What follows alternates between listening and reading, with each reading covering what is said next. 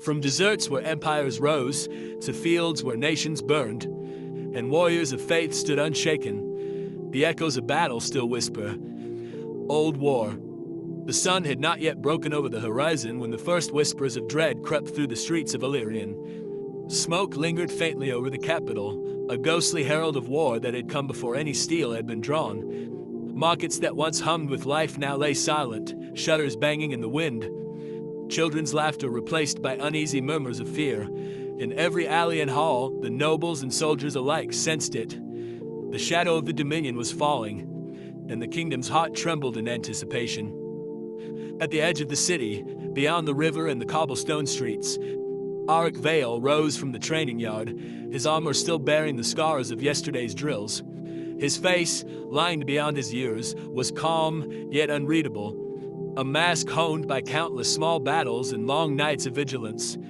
He had always believed in honor, in the clean lines between right and wrong, but in this war such ideals were fragile and fleeting. He walked among his comrades, nodding silently to the men who had been with him since the early skirmishes in the northern valleys. Rowan, the young archer whose aim was as true as his heart was timid, was sharpening arrows, his hands trembling with a mix of excitement and fear. Jareth, a burly infantryman, swung his sword with quiet precision, muscles taut and glistening with early morning sweat. And then there was Alara, a scout and strategist, moving silently between them, eyes sharp as hawks. Each of them bore their own private dread, each ready to fight, and each fully aware that the kingdom's survival rested on the edge of a blade.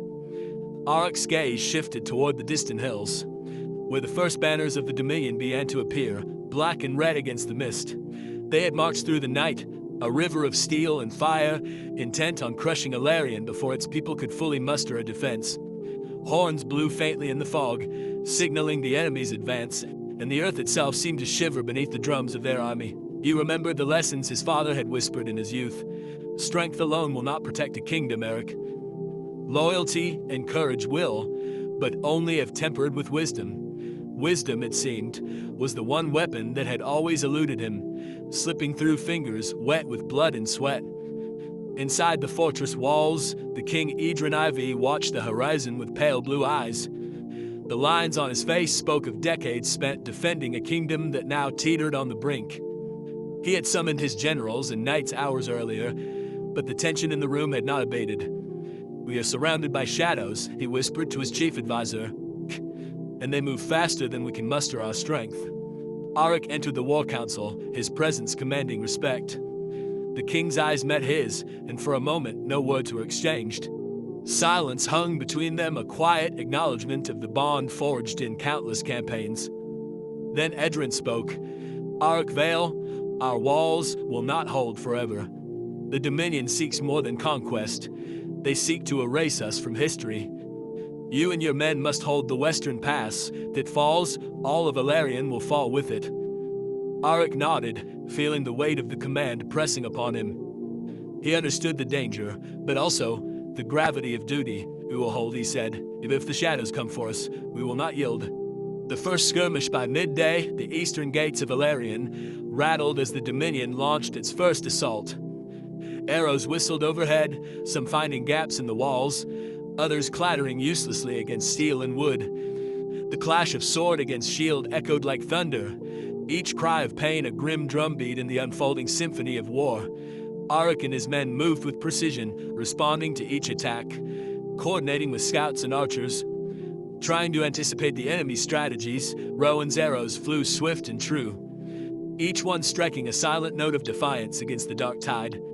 Alara, darting along the walls, shouted warnings, pinpointing weak points, redirecting the defenders to meet threats before they could breach the gates. Yet even in the heat of combat, Eric felt a shadow stir within the ranks, a whisper of something unseen. He noticed the subtle hesitation of one of the lieutenants, a twitch in his eyes as if doubt had crept in. War, he knew, was not fought solely with swords, but with trust, and trust could be broken faster than any blade could swing.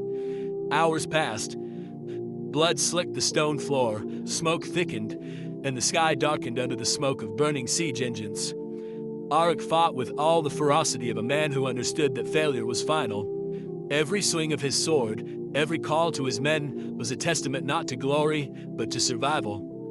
And yet the whispers of betrayal became louder. In the midst of battle, he saw Lord Terran, his commander, Abbas, retreating from the front line, eyes darting nervously as he disappeared into the tunnels beneath the fortress. Eric felt the sting of disbelief. Terran had always been proud, steadfast, a man of honor until this moment. Now, he understood. The fight was not just for survival, but for the soul of the kingdom itself. Aftermath and reflection, when the first wave subsided, the western courtyard was a graveyard. Soldiers lay motionless, armor dented and bloodied, eyes wide with unspoken stories of courage and terror. Arik knelt beside a fallen friend, whispering a prayer that was both mourning and promise. He looked up at the horizon. The Dominion's banners had retreated only briefly, regrouping in the distance. Tomorrow, the walls would shake again. And the day after, we endure, he murmured, for the fallen, for the living, for the kingdom. In the quiet, he allowed himself a fleeting memory of peace. The laughter of children running through the meadows of Valerian, the smell of bread from village ovens, the warmth of his mother's hand on his shoulder. These were the things worth fighting for. But war had a way of erasing all that was good, and Arik knew the shadows were only beginning to stretch across the land. The untold war was just beginning.